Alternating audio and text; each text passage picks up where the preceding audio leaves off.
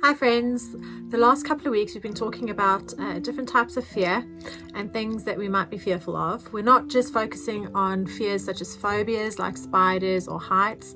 We've also focused on some emotional fears and some emotional blocks that we might be facing. So when we looked at the acronym FEAR, initially it was looking at false evidence appearing real. So sometimes something might appear real to you and you might be afraid of it because of the emotional attachment that you have to the event or something that had happened that had triggered that fear in the first place.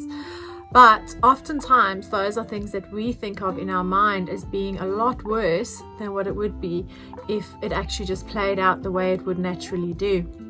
And an example of that would be, for example, if you had to do a presentation and you had to stand up in front of a crowd. A lot of us have a fear of public speaking.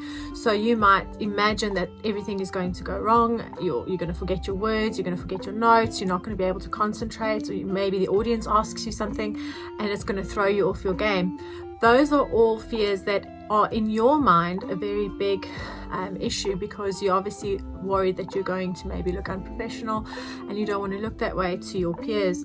At the same time, the chances of some of those events actually happening are very, very small, because usually you're well prepared and you know that, maybe the room that you're in, you're presenting to a group of your peers, so they'd be a lot more friendly or comfortable with your presentation, and generally speaking they'll be wishing you well and hoping that you'd be doing really well with your presentation. So in that sense it would be a fear that appears to be real but in fact is not. At the same time, you might be looking at the fears that are genuine or that are real. For example, you might have had an experience where you might have almost drowned as a child, which means that you might have a fear of drowning or have a fear of water. And that is a very real fear because you've experienced something that distinctly hurt you and could have killed you potentially. So that obviously is a very real fear, and that's something where you'd need to have some assistance to be able to help you get over that fear. So what we're looking at is looking at how we can change that fear into something more positive and something that you can look at. So an acronym that we've thought of doing is to think of, instead of freaking out and stressing, you look at trying to focus your mind to try and expose the fear instead of escape. So in other words, try and reveal what are the underlying issues that you're looking at and what you're fearful of. The next thing is to try and approach it in a practical way. Try and find some methods and things that you can do and implement that can help you to be able to approach the fear rather than to avoid it. Because avoidance often causes a bigger problem, and then that in turn is going to hurt you even more, because that means that you're going to constantly build that fear up in your mind, and that causes bigger blocks. The other thing that one can do is to rehearse a lot.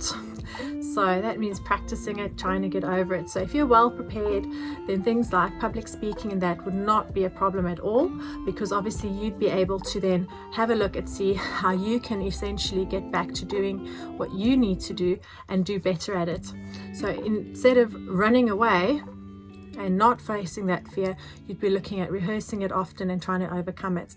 There are some other positive psychology methods that you can also look at. So an example, you can have positive affirmations that help you to build yourself up and to make you confident and to help you build up your confidence. There's also, for example, mindfulness that can help you calm down and try and help you with some deep breathing exercises to help release hormones that can help you to stay calm and focused at the time that you might feel afraid or fearful. And public speaking is a very big thing that most people are afraid of, and it's mainly because we're all scared of how people are going to view what we do. At the end of the day, what's very important is that you try and look at how you can overcome that fear and try and put a positive spin on it, and understand that people are generally quite happy to hear you speak and to try and have a positive view of what you have to share. Hopefully you find some of the information that we've got on our channel quite helpful, and if you have found something that is interesting, or you have some comments that you'd like to add on, perhaps some of the things that you're afraid of and things that you've had to overcome, or steps that you've taken to overcome those fears, please pop them in the comments below and I'd be happy to engage with you. Also, if you have a look at our Instagram account, you get some more tips and valuable information that could possibly help you. Thank you very much for listening, and I'll see you on the other side.